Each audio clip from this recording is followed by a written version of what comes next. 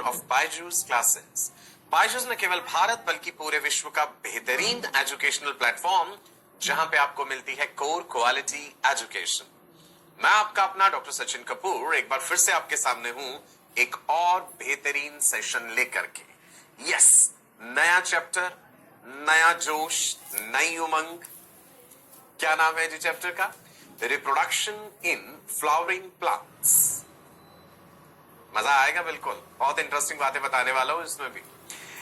चलिए जी, कागज कलम अपने साथ तैयार रखिए। हमेशा से कहता हूं कॉपी पेन आपके सबसे बड़े साथी हैं, क्योंकि आपको नोट्स साथ के साथ बनाने हैं और अब तक तो आपकी ये आदत बन चुकी होगी। चलिए, बिना किसी देरी के, बिना किसी विलंब के एक पॉजिटिव सोच, जील, एनर्जी, उमंग के साथ आज के सेशन का आगाज करते हैं। बढ़े जी आगे। क्या नाम है चैप्टर का? हेडिंग दे लिया खूबसूरत सा, reproduction in flowering plants. Now ये फ्लावरिंग प्लांट्स ही क्यों? Angiosperms, right? फ्लावर्स, नेचर की कितनी खूबसूरत क्रिएशन, अलग अलग रंगों के, अलग अलग तरह की खुशबू। फूल हमारी जिंदगी का एक अहम हिस्सा होते हैं, जानेंगे और डिटेल में। आप सबका भी कोई ना कोई फेवरेट फ्लावर जरूर होगा। सोच के देखिए और मुझे जरूर बताइएगा कि कौन सा फ्लावर आपका फेवरेट है। मैं भी बताऊंगा आपको अपना, ठीक है जी। चलिए, याद कीजिए जब हमने क्लास 11th में क्लासिफिकेशन वाला पार्ट पढ़ा था, उस पार्ट में हमने जाना था कि जो किंगडम प्लांटे है, किंगडम प्लांटे में क्या क्या इंक्लूडेड है। एल्गे, हमने red algae, brown algae, green algae, सारी चीजें पढ़ी थी। ब्रायोफाइट्स पढ़े हमने, टेरिडोफाइट्स पढ़े, gymnosperms and then angiosperms. In the course of evolution, plant evolution जैसे हुआ है, जो सबसे हायर कैटेगरी में है, टॉप मोस्ट जो है वो है जी फ्लावरिंग प्लांट्स यानी एंजियोस्पर्म्स। तो हम ये जो पढ़ने जा रहे हैं रिप्रोडक्शन, वो फ्लावरिंग प्लांट्स की रेफरेंस में पढ़ रहे हैं हम, एंजियोस्पर्म्स में, ठीक है जी। Angion word refers to vessel and sperma is referring to seed, ठीक है। चलिए, आपको मॉर्फोलॉजी में याद होगा हमने जो एक टिपिकल प्लांट का स्ट्रक्चर पढ़ा था। रूट सिस्टम है, then there is shoot system, याद है ना? रूट में भी हमने टैप रूट पढ़ा, एडवेंटिशियस रूट्स पढ़े, वो सारी चीजें हम पढ़ चुके हैं। So first step in the formation of a flower is the formation of floral primordium. Flower क्या है एक्चुअल में? मॉडिफाइड शूट है ना? शूट में आपने नोड्स, इंटरनोड्स पढ़े हैं। अभी जब हम एक फ्लावर का स्ट्रक्चर देखेंगे, एक टिपिकल फ्लावर का स्ट्रक्चर जो हमने देखना है, उसमें हम देखेंगे कि भाई ये एक मॉडिफाइड शूट ही तो है। फ्लावर डेवलप कहां से करता है? फ्लोरल प्राइमोरियम से। गौर कीजिएगा, इधर देखिए, there is formation of the floral primordium, then formation of inflorescence during the bud. Inflorescence याद है आपको? 11th में पढ़ा था हमने, ठीक है जी।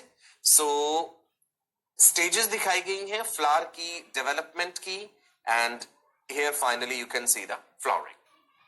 याद करके देख लीजिए, हमने क्या पढ़ा था कि मान लीजिए अगर ये हम एक शूट ड्रॉ कर रहे हैं, there are nodes and there are internodes, है ना? लीफ दिखा देते हैं यहां पे। तो इमेजिन कर लीजिए कि ये पूरी चीज कंप्रेस हो गई है इस तरह से।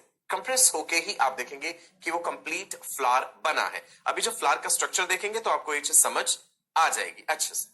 पहले हम देखते हैं पार्ट्स ऑफ टिपिकल फ्लावर। अब मैंने टिपिकल क्यों कहा? क्योंकि जो हम पढ़ने जा रहे हैं, अलग अलग वर्ल्ड्स हम पढ़ेंगे। क्लास 11th में भी हमने पढ़ा था कि भाई there is calyx, there is corolla, there is androecium, there is gynoecium, है ना? हर फ्लावर में ये सारे पार्ट्स हों ये जरूरी नहीं होता। तो हमने टिपिकल फ्लावर उसको माना है जिसमें एक सारे पार्ट्स जो एक फ्लावर से हम एक्सपेक्ट करते हैं कि भाई होने चाहिए, वो सब मौजूद हों, वो सारे वर्ल्ड्स जो हैं वो मौजूद हो। अब आप गौर से देखिए स्ट्रक्चर को। सेपल्स याद है आपको? पेटल्स याद है? ब्राइटली कलर्ड, अलग अलग तरह की खुशबू भी है और अलग अलग तरह के रंग भी हैं। क्यों है? To attract the pollinators, right? Flowers, मैंने आपसे कहा कि हमारे जीवन का एक अहम हिस्सा है। इमोशंस को एक्सप्रेस करते हैं, हमारी फीलिंग्स को, सुख में, दुख में, खुशी में हम फ्लावर्स जो है वो भेंट स्वरूप देते हैं या श्रद्धांजलि के स्वरूप में चढ़ाते भी हैं। किसी की मृत्यु हो जाए तब भी फ्लावर्स की अपनी अहमियत है। खुशी का दिन है, शादी है, बर्थडे है, तो भी आप फ्लावर्स के बुके देते हैं, है ना? सो देख करके ही एक खुशी होती है, एक सुकून मिलता है फ्लावर्स को। एंड फ्लावर्स से आपको पता होगा, गुलाब का जो फूल है उससे गुलकंद भी बनाई जाती है, अलग अलग तरह की डाइज भी बनाई जाती है, कलर्स जिन्हें हम कहते हैं, परफ्यूम्स भी बनाए जाते हैं, जो एसेंशियल ऑयल्स होते हैं वो एक्सट्रैक्ट किए जाते हैं। बड़ा लंबा चौड़ा डिस्टिलेशन का प्रोसेस होता है जिससे फ्लावर्स से अलग अलग तरह के परफ्यूम्स बनाए जाते हैं। मैंने आपसे पूछा था आपका फेवरेट फ्लावर क्या है? मेरा फेवरेट फ्लावर जो है जी वो रोज है, गुलाब। एंड मुझे मोगरा भी बहुत पसंद है। मोगरा की जो खुशबू है, that's just amazing. So nature ने इतनी वैरायटी के फ्लावर्स बनाए हैं कि बस देखते ही दिल खुश हो जाता है। ओके, चलिए देखिए जी, पेटल्स याद है आपको? सेपल्स याद है जी? आउटर मोस्ट वर्ल्ड, कैलिक्स, जितनी भी सेपल्स है मिलकर के बना रही हैं, कैलिक्स को के से रिप्रेजेंट करते हैं। एंड उसके बाद हमने पढ़ा था कोरोला के बारे में, पेटल्स जो हैं, राइट, सी से रिप्रेजेंट करते हैं। एंड्रोशियम, गायनोशियम, ध्यान से, androecium the mail reproductive part जो है वो स्टेमन्स है। डिटेल में डिस्कस करेंगे स्टेमन को। स्टेमन में एंथर है, फिलामेंट है, एंथर का स्ट्रक्चर भी पढ़ना है हमने। Okay, then there is a whorl of carpels that is called gynoecium. Carpel or the pistil, the female reproductive part. तो वर्ल्स याद कर लीजिए एक बार, क्लास 11th में जो हमने पढ़ा था कैलेक्स, राइट? उसके बाद हमने कोरोला पढ़ा, ओके? उसके बाद हमने क्या पढ़ा था? Androecium, gynoecium. चलिए, ये टिपिकल फ्लावर के पार्ट्स हैं। ये पता क्या है नीचे जिसपे ये फ्लावर जो, जिसमें फूल की डंडी भी कह देंगे, दिस इज पेडिसल, ओके? और अगर इन्फ्लोरेसेंस का हम जो है वो स्ट्रक्चर, सपोर्टिंग स्ट्रक्चर लेके चल रहे हैं, अगर कंप्लीट इन्फ्लोरेसेंस है तो पिडंकल कहलाता है। दिस इज पेडिसल, एक फ्लावर जिसके ऊपर सपोर्टेड है। और इसी पेडिसल का ऊपर वाला हिस्सा जो है उसको थैलेमस बोल देते हैं। अभी हम पढ़ेंगे आगे कि थैलेमस के ऊपर सारी चीजें जुड़ी हुई हैं, राइट जी? Thalamus, will discuss about that, don't worry. चलो जी, नेक्स्ट देखते हैं।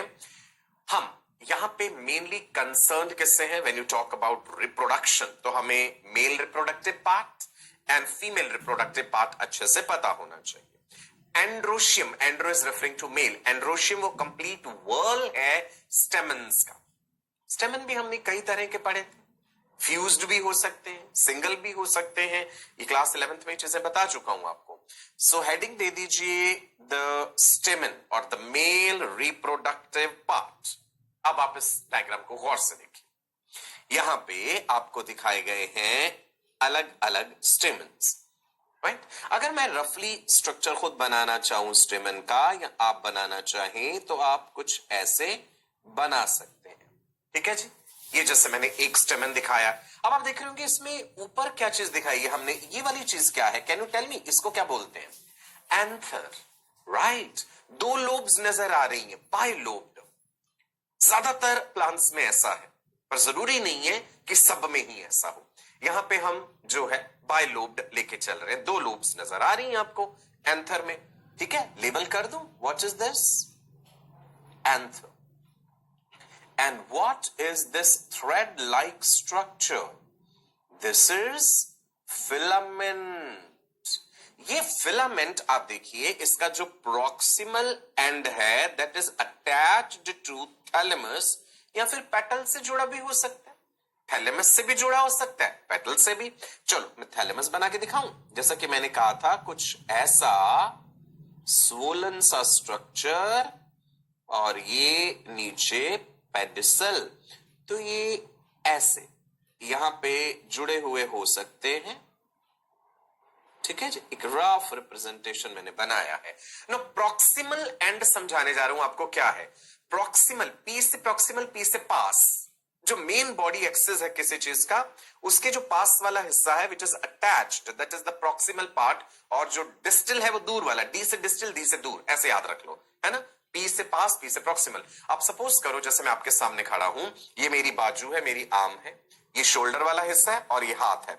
सो प्रॉक्सिमल एंड वो है जो मेन बॉडी एक्सिस से जुड़ा है, और डिस्टल एंड वो है जो फ्री है। So the attached and is the proximal and, जो मेन बॉडी एक्सिस के पास है।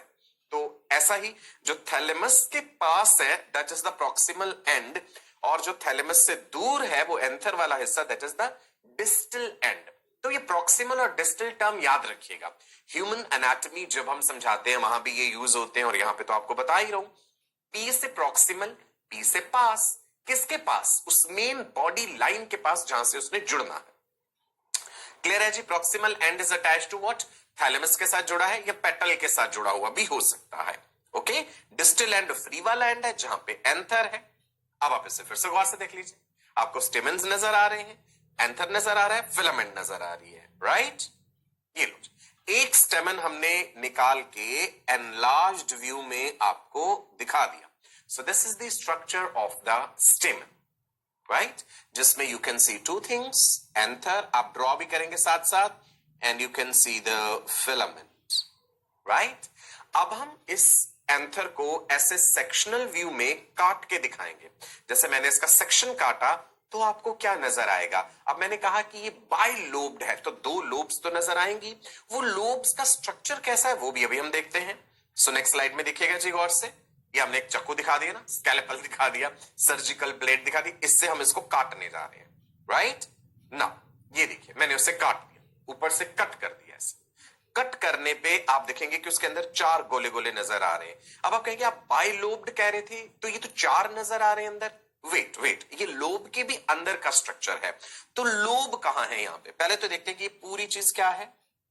This is anther, this is filament, okay, this is the line of dehiscence. Dehiscence से मतलब क्या है कि भाई किस प्रकार से, किस प्रक्रिया से ये पॉलन ग्रेन्स जो इसके अंदर बनेंगे अभी वो रिलीज होंगे। अब आप गौर से देखिए, सपोज कीजिए कि ये एक लोब है एंथर का, ये दूसरा लोब है। मैंने कहा ना ये दोनों लोब्स ऐसे जुड़े हैं, तो जहां पे आपको मेरे ये नेल्स नजर आ रहे हैं ना, इस तरह से ये एक डिप्रेशन सा नजर आ रहा है, this is the line of dehiscence, right. एक 3D वे में समझने की कोशिश कीजिए। This is the line of dehiscence, जहां से रप्चर होगा और अंदर से पॉलन ग्रेन्स निकल जाएंगी, राइट। क्लियर है जी? ठीक है, चलो अब मैं लोब समझाता हूं इसमें, और लोब के अंदर आपको थीका समझाता हूं। इधर देखिए, उसी स्ट्रक्चर का अब हमने टॉप व्यू देखा, ऐसे ऊपर से टॉप से देख रहे हैं हम उसे। वो जो कट व्यू हमने दिखाया एंथर का, फिर से दिखाऊं पीछे। इधर देखिए, ये था एंथर, ऐसे कट करा। तो अगला डायग्राम, जो नेक्स्ट डायग्राम आप देख रहे हैं ना, वो यहां से आप टॉप व्यू देख पा रहे हैं इस चीज का। देखिए जी, गौर कीजिए, इधर देखो, राइट। सो अब दो लोब्स कहां हैं? Bi lobe. अब आप इस पूरे डायग्राम को हमने डॉटेड लाइंस में डाल दिया। बीच में दोनों लोब्स जो हैं वो कनेक्टेड हैं by sterile tissue, that is because that is not taking part in reproduction. The two lobes are connected by sterile tissue that is called connective. बीच में ये जो लाइन सी दिखाई गई है ना, ये यहां पे वो कनेक्टिव प्रेजेंट है। ये है जी एक लोब। बाय लोब हमने क्यों कहा? क्योंकि ये वाली पूरी चीज, ये जो आपको दिख रहा है, इधर का एक लोब ये है और एक लोब ये है। अगर मैं रफली इसे यहां बना के दिखाऊं तो सपोज कीजिए ये एक लोब है, ये ऐसे करके, ये दूसरा लोब, ये कुछ ऐसा हो जाएगा। तो ये कंप्लीट एक लोब है और ये इधर वाला दूसरा लोब है। एक लोब के बीच में ये दो ऐसी कैविटी जैसी चीज नजर आ रही है। ये अभी हम आगे पढ़ेंगे माइक्रोस्पोरेंजियम क्या है। इसके बीच में जो कैविटी सी नजर आ रही है ना, अगर लेंथ वाइज देखें तो पूरे गड्ढे जैसी चीज एक नजर आएगी हमें, राइट। वो फिल्ड होगी टिश्यू से, वो भी हम देखेंगे, स्पोरोजेनस टिश्यू है इसमें। सो ये जो गोल गोल सर्कल से हमने बना दिए हैं ना इसके अंदर, ये वाली चीज थीका कहलाती है। थीका, तो एक लोब में दो थीका है, इसलिए हम टर्म यूज करते हैं डायथीकस। डायथीकस, राइट। चलो अगली स्लाइड पे पढ़ते हैं। इधर देखो, डायथीकस टर्म क्यों यूज करा है? Each lobe is having how many theca? 2 theca. ये जो सैक जैसे स्ट्रक्चर, थीका थैली जैसी चीज जो अंदर नजर आ रही है, दैट इज द थीका। सो एक आपको ये नजर आ रहा है, एक हमें ये नजर आया, तो ये एक लोब के अंदर 2 थीका। दूसरी तरफ देखिए, इधर भी एक थीका और इधर भी एक थीका, तो ये हो गया डायथीकर्स, राइट? नाउ ये क्या है जो गोले गोले नजर आ रहे हैं? As I told you, these are microsporangia और द पॉलन सैक। इसके अंदर माइक्रोस्पोरोजेनेसिस होगा, पॉलन ग्रेन्स बनेंगे, वो पूरी प्रक्रिया अभी हम जानेंगे, राइट जी? माइक्रोस्पोरेंजिया और the pollen sac. Now let's discuss the structure of microsporangium. अभी तक हम क्या पढ़ चुके? हमारा चैप्टर है जी reproduction in flowering plants. Kingdom Plantae में एल्गे हमने पढ़ा था, उसके अलावा हमने bryophytes, pteridophytes, gymnosperms and then angiosperms. तो angiosperms flowering plants. Flowering plants में हमने पढ़ना है सेक्सुअल रिप्रोडक्शन। स्पेसिफाई किया एसेक्सुअल नहीं, बिकॉज एसेक्सुअल रिप्रोडक्शन वो जो vegetative propagation and all that था, वो हम पहले चैप्टर में ही कवर कर चुके हैं, जहां पे हमने रिप्रोडक्शन इन ऑर्गेनिजम्स पढ़ा था। तो यहां पे हम sexual reproduction in flowering plants पढ़ने जा रहे हैं। फ्लावरिंग प्लांट मतलब जिसमें फ्लावर्स प्रेजेंट है, एंजियोस्पर्म्स। एक टिपिकल फ्लावर के वर्ल्स हमने पढ़े, सबसे बाहर कैलेक्स, उसके बाद जी कोरोला, पेटल्स हैं जिसमें androecium and gynoecium. Androecium mail reproductive part, जिसमें स्टेमन, स्टेमन का स्ट्रक्चर हमने देखा, एंथर है एंड फिलामेंट है। वो जो फिलामेंट है वो थैलेमस के साथ जुड़ा हुआ होता है, राइट जी? और एंथर जो है वो बाइलोब्ड है। फिर हमने उसका सेक्शनल व्यू काटा लोब का। हर लोब के अंदर 2 थीका नजर आए, तो डायथीकस कहा। थीका जो है वो माइक्रोस्पोरेंजियम है अंदर, उसमें कैसे हो रही है प्रक्रिया पॉलन ग्रेन्स पढ़ने की, वही हमने पढ़ना है जी डिटेल में। So structure of microsporangium, spelling गलत नहीं करेंगे, स्पेलिंग लिख लीजिएगा ध्यान से, मिस्टेक्स नहीं करनी। चलो वापस लौटते हैं अपने उसी डायग्राम पे, जहां हम डिस्कस करेंगे स्ट्रक्चर ऑफ माइक्रोस्पोरेंजियम, जिसको पॉलन सैक भी कहते हैं। सैक समझते हैं ना, थैली या बोरी जिसके अंदर कोई चीज भरी हुई है, तो इसी के अंदर स्पोरोजीनस टिश्यू है जहां से कि पॉलन ग्रेन्स बनेंगे। तो हम इस सैक जैसी चीज का स्ट्रक्चर पढ़ने जा रहे हैं, गौर कीजिएगा। Microsporangium is covered by each microsporangium. Each क्यों कहा? टोटल हमें 4 नजर आ रहे हैं यहां पे, डायथीकस है ना, हर लोब में 2। Each microsporangium is covered by a wall containing 4 distinct layers. 4 अलग अलग लेयर्स हैं, उनके नाम अभी हम देखेंगे। सबसे बाहर भाई एपिडर्मिस है, उसके बाद उसके नीचे लेयर है एंडोथीसियम है, उसके नीचे मिडिल लेयर्स है, उसके नीचे टेपेटम है। चारों लेयर्स हम डिस्कस करेंगे, ठीक है जी?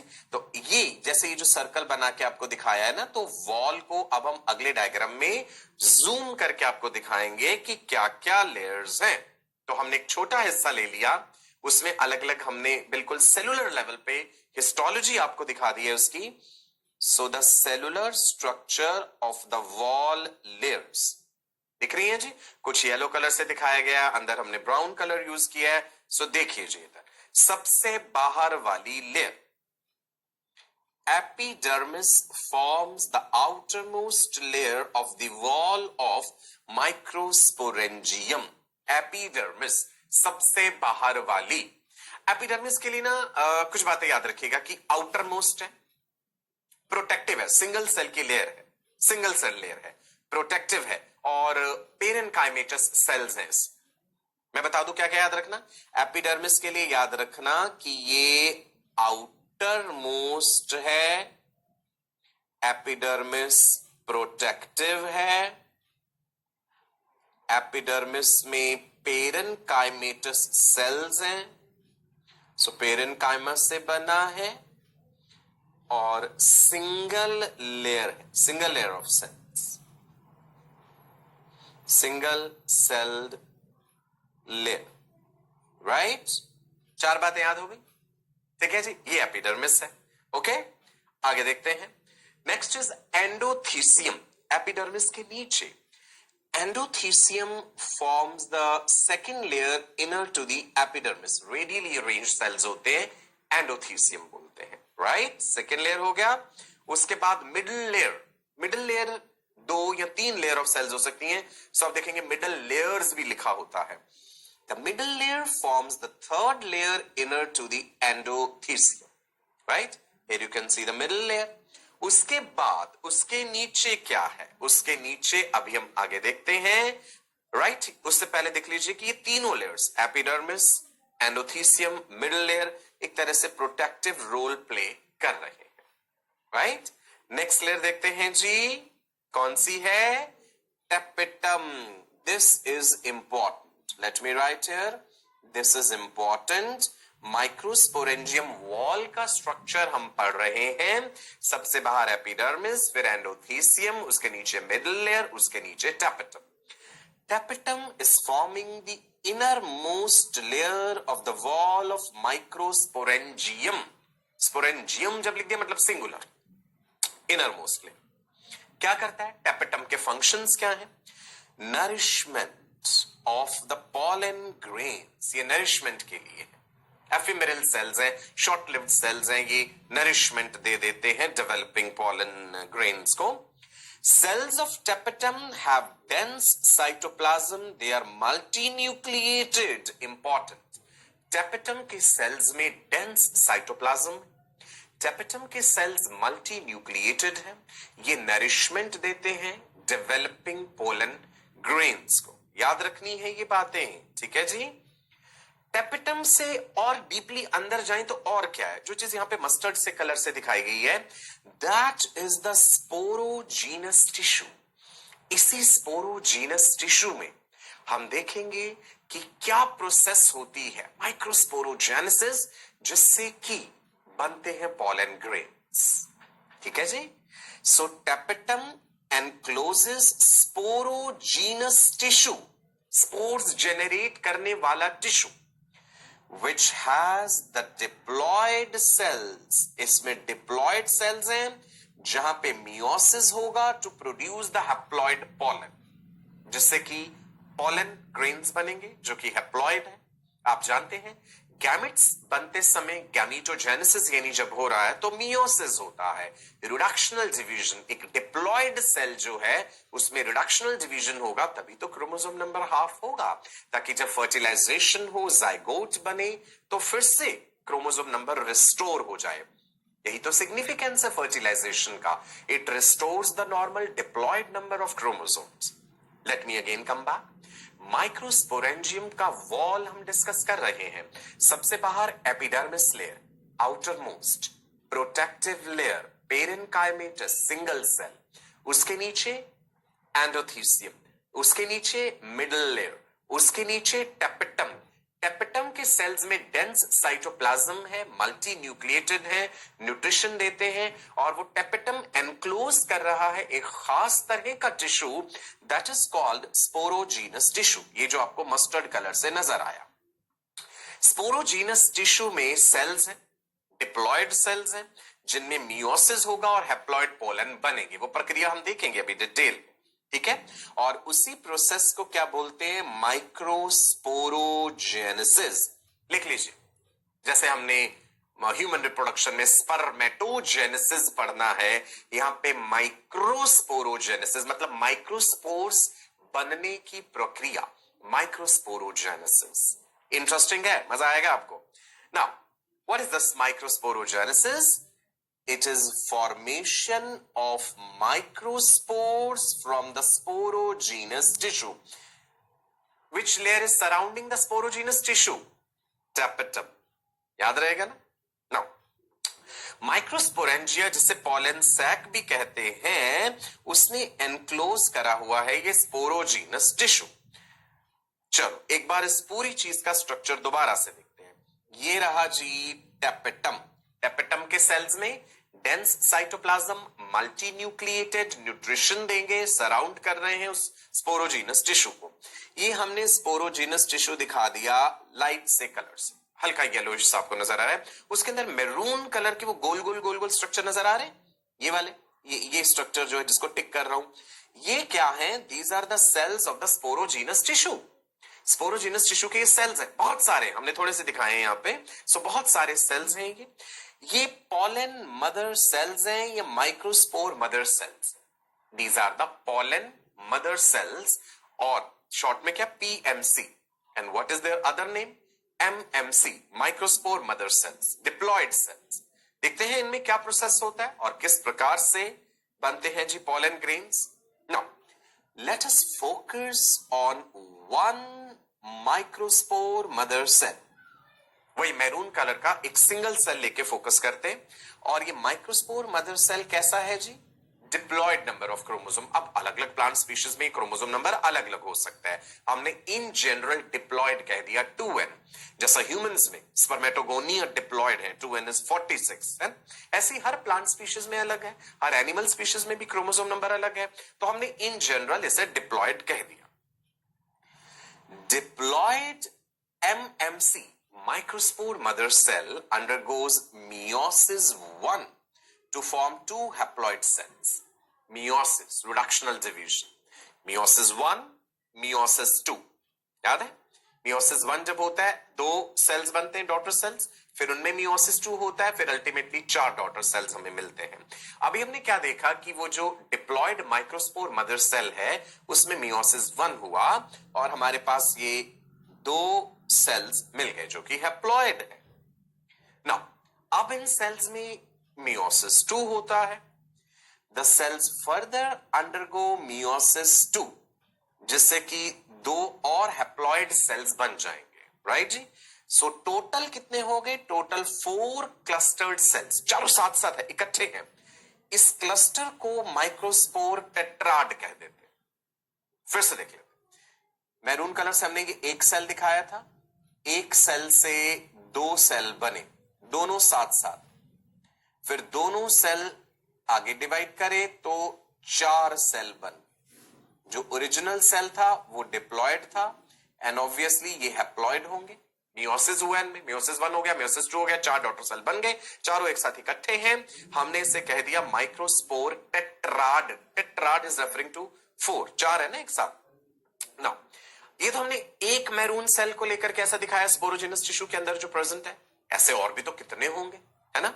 So similarly all the other diploid mother cells present in the microsporangium also undergo meiosis to form tetrads.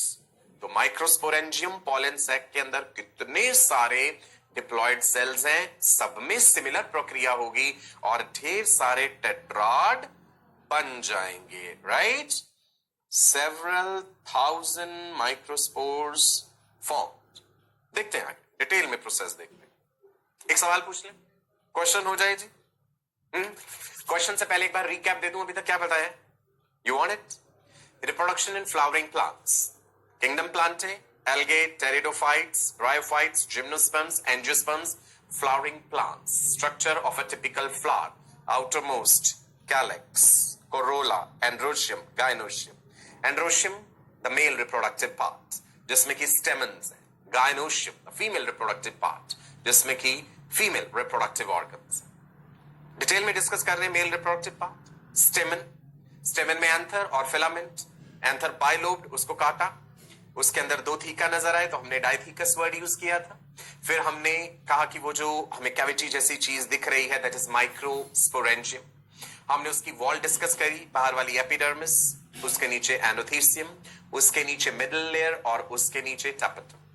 Tapetum enclose कर रहा है स्पोरोजीनस टिश्यू को।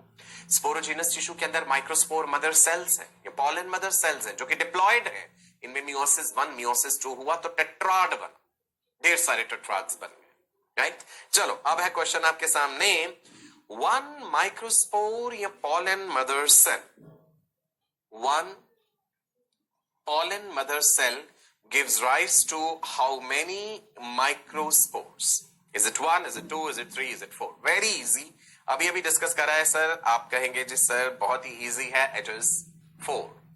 ठीक है, ऐसे क्वेश्चन पूछे जाएंगे एग्जाम। आगे बढ़ते हैं जी। Now microspore is pollen, microspore pollen. प्रक्रिया देखते हैं कैसे ये परिवर्तित हो रहा है।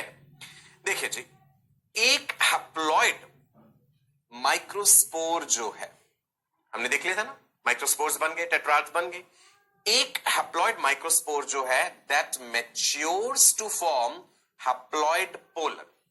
माइक्रोस्पोर से पोलन जो है वो कैसे बना है। एक हैप्लॉइड माइक्रोस्पोर हम लेके चल रहे हैं, उसके अंदर देखेंगे न्यूक्लियस कैसे डिवाइड हो रहा है, किस प्रकार से ये प्रोसेस हो रहा है।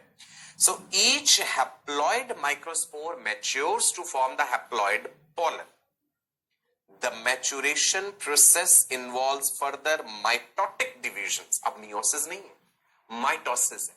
ध्यान रखना, मियोसिस हो गया पहले, जो माइक्रोस्पोर मदर सेल था उससे वो जो टेट्राड बन गए, मियोसिस हो चुका है। अब माइटोसिस हो रहा है। नाउ गौर कीजिए, एक माइक्रोस्पोर का स्ट्रक्चर आप देखिए, आपको न्यूक्लियस नजर आ रहा है और बड़े से वैक्यूल नजर आ रहे हैं, ब्लू कलर से, पर्पल कलर से हमने न्यूक्लियस दिखाया है। बाहर वाली लेयर है उसको भी डिस्कस करेंगे अभी। Nucleus of the microspore undergoes asymmetric mitosis and forms two unequal cells। गौर कीजिए, जो हैप्लॉइड माइक्रोस्पोर है उसके न्यूक्लियस में माइटोसिस हुआ। डायग्राम गौर से देखिए, आपको दिख रहा होगा कि अनइक्वल है, एक बड़ा सेल एक छोटा cell, there is asymmetric spindle, one bigger cell one smaller cell, asymmetric हुआ, दोनों बराबर एक साइज के नहीं बने, asymmetric division है ये। So the nucleus of the microspore undergoes asymmetric mitosis and forms two unequal cells। अब क्या होगा जी, asymmetric cell division के कारण वो जो दो unequal cells बने हैं उसमें एक सेल कहलाएगा वेजिटेटिव सेल और दूसरा कहलाएगा जेनरेटिव सेल। और ये हो गई हमारे पास two celled stage, two unequal cells बन गए। पहले हमने बताया कि न्यूक्लियस डिवाइड हुआ है, फिर ऑफ कोर्स उसके बाहर साइटोकाइनेसिस भी हुआ। सो दो सेल्स बन गए। अब देखो एक कितना बड़ा है जिसके अंदर वो ब्लू ब्लू कलर के वैक्यूल भी नजर आ रहे हैं। So that bigger cell is the vegetative cell, जिसमें ढेर सारा, जिसमें येलो येलो कलर आपको नजर आ रहा है। और ये बेचारा छोटा सा देखिए, दैट इज जेनरेटिव सेल। बड़े वाले सेल की न्यूक्लियस को भी हमने यहाँ पे पर्पल से कलर से डिनोट करा है, और ये रहा छोटे वाले सेल का न्यूक्लियस, राइट। और ये ब्लू कलर वाले स्ट्रक्चर क्या नजर आ रहे हैं आपके, बड़े बड़े vacuole. So one bigger cell one smaller cell, bigger cell is vegetative cell, the smaller cell is generative cell. Vegetative cell हमने लेबल करा है यहाँ पे, large size, abundant food reserve, irregularly shaped nucleus, as you can see. The bigger cell is having larger size, the vegetative cell. Nucleus is irregular, abundant food reserve, nutrient material इसके पास ज्यादा है। ये है जी हमारा वेजिटेटिव सेल, राइट। छोटा वाला cell that is generative cell, smaller in size, and it is floating in the cytoplasm of the vegetative cell, क्योंकि वो इतना बड़ा है। स्पिंडल शेप्ड है, आप देख पा रहे हैं स्पिंडल शेप्ड। स्पिंडल एक ऐसी चीज होती है जो सेंटर में से तो थिक है और किनारों में पतली है, सो उसको हम स्पिंडल शेप बोल देते हैं ऐसे। सेल वॉल है, डेंस साइटोप्लाज्म एंड न्यूक्लियस है। क्लियर है जी इतना, राइट। कहां से कहानी शुरू करी थी, कैपिटम ने एनक्लोज करा है स्पोरोजीनस टिश्यू। स्पोरोजीनस टिश्यू के अंदर क्या है, पोलन मदर सेल्स, राइट, जिसमें की मियोसिस हुआ। माइक्रोस्पोर मदर सेल या पोलन मदर सेल, जिसमें कि मियोसिस 1 मियोसिस 2 हुआ तो टेट्राड बन गया, 4 हैप्लॉइड सेल बन गए। फिर हम एक हैप्लॉइड सेल का फ्यूचर आगे लेके चल रहे हैं कि उसकी जो न्यूक्लियस है वो एसिमेट्रिकली डिवाइड करी, एक बड़ा सेल बना और एक छोटा सेल बना। The bigger cell is vegetative cell which is having more of the nutrient material, nucleus is irregular, larger in size, and there's a smaller cell which is called generative cell। अब आगे बढ़ेंगे इससे, next देखिए, microgametogenesis, microsporogenesis, now we are coming to microgametogenesis।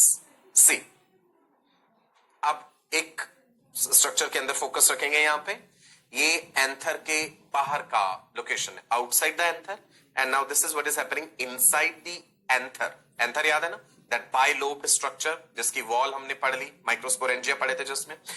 देख लीजिए यहाँ पे बड़ा सेल और छोटा सेल आपको नजर आ रहे हैं। एक्साइन और एंटाइन का भी बात करते हैं। यहाँ पे जेनरेटिव सेल का क्या होगा, generative cell divides mitotically to form two male gametes. Mitosis हो रहा है फिर से, न्यूसिस हो चुका पहले, राइट? जेनरेटिव सेल वो जो छोटा वाला सेल था ये फिर से डिवाइड करा माइटोटिकली और इसने दो मेल गैमेट बना दिए. This is called the three celled stage. आप कहेंगे दो बने तो तीन कैसे हो गए? भाई एक बड़ा वाला वेजिटेटिव सेल भी तो है ना अभी. One vegetative cell, one generative cell. That generative cell is dividing mitotically and it is forming two male gametes. So overall ये थ्री सेल्ड स्टेज है. The pollen is mature at this stage. आप देख लीजिए nucleus आपको दो दिख रहे हैं पर्पल कलर के, तो ये दो मेल गैमीट्स हो गए और ओवरऑल ये थ्री सेल्ड स्टेज है. We see that the pollen is mature at this stage. Now let's come to the structure of this pollen. देखते हैं जी. Pollen grains are the male gametophytes of the flowering plants. Correct? Pollen grains क्या है? Pollen grains are the male gametophytes of the flowering plants. Let's see the structure. There's a bigger cell जो अभी हमने discuss करा था. Vegetative cell जो है उसका न्यूक्लियस जो है that is the vegetative nucleus या ट्यूब न्यूक्लियस कह देते हैं. और ये आपको छोटे मेल गैमीट्स नजर आ रहे हैं. This is the final pollen grain. बहुत ही छोटे हैं, 25 to 50 माइक्रोमीटर्स. और ये हमें वैक्यूल्स नजर आ रही हैं. जनरली ये स्फेरिकल है स्ट्रक्चर में. ये देखिए. अच्छा आपको पता है कुछ लोग एलर्जिक भी होते हैं पॉलन ग्रेन्स. अभी हम आगे डिस्कस करेंगे. पॉलन एलर्जी कहते हैं जिससे रेस्पिरेटरी डिसऑर्डर्स जो है वो कर सकता है. पॉलन ग्रेन की जो ये लेयर्स है ये इंपॉर्टेंट है, ध्यान दीजिएगा. एक्साइन, इंटाइन, बाहर वाली अंदर वाली. Have you heard of sporopollenin? बहुत ही रेजिस्टेंट मटेरियल होता है. अभी डिस्कस करते हैं जी. So pollen has two distinct layers. ये जर्म पोर भी ध्यान रखना है आपको. ये रहा जर्म पोर. नाउ ये है एक्साइन, एक्सो रेफरिंग टू बाहर वाला. Thick outer layer made of sporopollenin. Very important. Let me right here. ये क्वेश्चन पूछा जा सकता है कि पॉलन ग्रेन की बाहर वाली लेयर एक्साइन किस मटेरियल से बनी है? स्पोरोपोलेनिन. इसमें एपर्चर्स हैं विच आर कॉल्ड जर्म पोर, जहां पे स्पोरोपोलेनिन नहीं है. स्पोरोपोलेनिन हाईली रेजिस्टेंट मटेरियल है.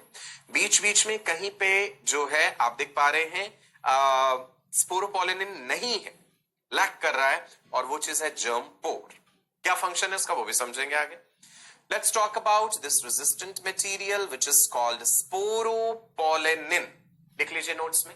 Sporopollenin क्या होता है? Sporopollenin, it is one of the most resistant organic materials. Very important. Let me write it. ये आप याद रखेंगे. Pollen grains के fossils भी मिलते हैं हमें. पैलियानो fossils कहते हैं उन्हें.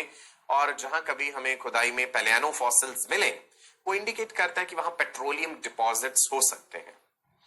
They can withstand high temperature, they can withstand strong acids, alkalis, not broken down by any enzyme. Sporopollenins जो हैं enzymes ब्रेक नहीं कर सकते इन्हें, बहुत ही highly resistant है. Strong acid, alkalis भी इन पे असर नहीं करते हैं, इसलिए मैंने कहा ना फॉसिलाइज हो जाते हैं. एक्साइन हो गया. आप देखते हैं इंटाइन क्या है. Intine is the thin inner layer. It is continuous layer. It has cellulose and it has pectin. Polysaccharides याद कीजिए, हमने cellulose पढ़ा है उसमें. So intine अंदर वाली लेयर है, एक continuous layer है because exine में बीच बीच में germ pores थे, याद कीजिए. Okay? How is this pollen release? ये जो मैच्योर पॉलन है जो हमने कहा कि थ्री सेल स्टेज है जिसमें एक बड़ा वेजिटेटिव सेल हमें दिख रहा था, वेजिटेटिव न्यूक्लियस, ट्यूब न्यूक्लियस जिसे हमने कहा, और दो छोटे छोटे सेल्स और हैं जो थ्री सेल्ड स्टेज है. अब ये पॉलन रिलीज कैसे हुए? आपको लाइन ऑफ डेहिसेंस याद है? ओवरऑल एंथर के स्ट्रक्चर में मैंने ऐसे करके दिखाया था कि जहां पे मेरे नेल्स आ रहे हैं ये वाली चीज लाइन ऑफ डेहिसेंस है, वीक एरिया है. अब वही प्रोसेस हमने देखना है. How is this pollen released? What is the process called? Dehiscence. Please spelling लिख लीजिए, गलती मत कीजिएगा. DEHISCENCE. डेहिसेंस की ये प्रक्रिया क्या है? देखिए स्क्रीन पे इस वीडियो को गौर से देखिए. आपको दिख रहे हैं यहाँ पे एंथर, उनकी फिलामेंट भी दिख रही हैं। Can you see line of dehiscence से कैसे वो खुले और किस प्रकार से पॉलन जो है यहां से रिलीज होता है। कई फ्लावर्स में भी आपने देखा होगा, कॉमनली चाइना रोज में आपने देखा होगा, पॉलन क्या है, वो येलोइश सा, पाउडर सा या डस्ट सा जो है, जो हमें चिपक जाता है स्किन पर भी। Right, can you see this beautiful video. चलो, मैकेनिज्म क्या है जी, पॉलन लूजेस वाटर, मतलब डिहाइड्रेट हो गया, पानी लूज हो गया, डिहाइड्रेट हो गया। द स्ट्रिप बिटवीन पॉलन सैक्स और द माइक्रोस्पोरेंजिया डिसइंटीग्रेट्स। माइक्रोस्पोरेंजिया 4 हमने पढ़े थे पॉलन सैक्स, उनके बीच का स्ट्रिप जो है वो डिसइंटीग्रेट हुआ, टूटा। There is powdery deposition on the anther which is picked up by the different agents. Pollination. Same flower में pollination, self pollination या फिर क्रॉस pollination. अलग अलग एजेंसीज हैं पॉलिनेशन में इन्वॉल्व, हवा के जरिए, इंसेक्ट्स के जरिए, पानी के जरिए, बैट्स के जरिए, कई सारे मैकेनिज्म पॉलिनेशन के होते हैं। That's a separate topic. ठीक है जी। So did you understand line of dehiscence से किस प्रकार जो है ये रप्चर होकर के रिलीज होते हैं। देखते हैं जी। In over 60% of the angiosperms pollen grains are shed at this particular stage, 2 cell stage पे वो शेड हो जाते हैं। Now this is the outside of the anther and this is the inside of the anther. You can see this 2 cell stage. So 60% of the angiosperms में ऐसा है। See, the anther is drying up. Step by step देखते जाइए। पानी loose कर दिया, dry हो गया, अब ये बाहर को रिलीज हो गया। This was inside of the anther, this is outside of the anther. Demarcate कर दिया ना हमने बीच में, एंथर से वो बाहर रिलीज हो गए। Okay, larger cell and there is a smaller cell. चलो एक इंटरेस्टिंग बात बताते हैं जी आपको। क्या है ये इंटरेस्टिंग बात? Pollen allergy. जो लोग एस्थमेटिक होते हैं, दमा कहते हैं ना जिसे, या जिन्हें रेस्पिरेटरी सिस्टम रिलेटेड डिसऑर्डर्स है, ब्रोंकाइटिस है अगर, सो एलर्जी जो है उन्हें कई चीजों से हो सकती है। Pollen is one of them. So pollen can cause allergy resulting in respiratory disorders. You know what is allergy? Allergy is a kind of hypersensitivity of the body to a particular substance. People can be allergic to dust, people can be allergic to pollen grains, people can be allergic to a particular food component. किसी भी चीज से किसी को भी allergy हो सकती है। So respiratory disorders जो मेन है इसमें अस्थमा अटैक ट्रिगर हो सकता है, bronchitis. Bronchitis is inflammation of bronchi and bronchioles which are part of your respiratory tract. अब इसमें एक important example है Parthenium. It's a contaminant of the imported wheat.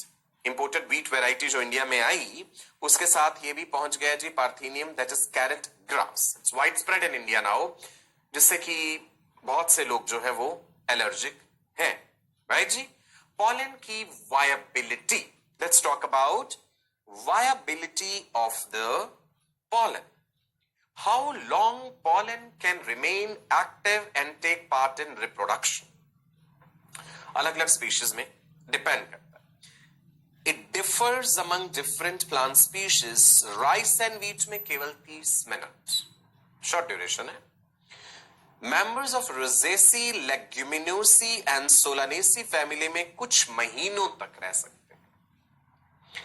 They can be stored at a very low temperature also in the pollen banks. Cryopreservation कहते हैं कि बड़े कम तापमान पे जो है हम उसे स्टोर करके एक लंबे समय तक भी रख सकते हैं। क्लियर जी? आज के लिए इतना। राइट? सो हमने क्या पढ़ा है आज?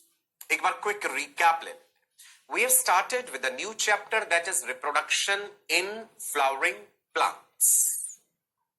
फ्लावरिंग प्लांट्स यानी एंजियोस्पर्म। एक एंजियोस्पर्म का हमने टिपिकल फ्लावर का स्ट्रक्चर देखा। Flower is a modified shoot, बार बार मैंने बात कही है आपको।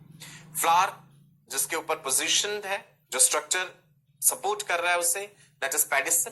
पेडिसल का ऊपर वाला सोलन एंड हमने देखा थैलेमस। थैलेमस के ऊपर ही कैलिक्स जुड़ा है भाई, सेपल्स जुड़ी हैं सारी, कोरोला है यानी पेटल्स हैं, मेल रिप्रोडक्टिव वर्ल यानी एंड्रोशियम जिसमें की स्टेमन्स हैं, फीमेल रिप्रोडक्टिव वर्ल जो है दैट इज गाइनोशियम प्रेजेंट है, जिसमें हम स्टिग्मा, स्टाइल, ओवरी ये आने वाले सेशंस में पढ़ेंगे। हमने मेल रिप्रोडक्टिव पार्ट यानी स्टेमन का डिटेल्ड स्ट्रक्चर देखा जिसमें एंथर है एंड फिलामेंट है। फिलामेंट थैलेमस के साथ जुड़ी है, एंथर बाइलोब्ड है। दो लोब के अंदर जब हमने क्रॉस सेक्शन काटा हमें नजर आए दो थीका, हर लोब में दो थीका, तो हमने डायथीकस कहा। That theca is actually what, microsporangium जो है उसकी वॉल डिस्कस करी।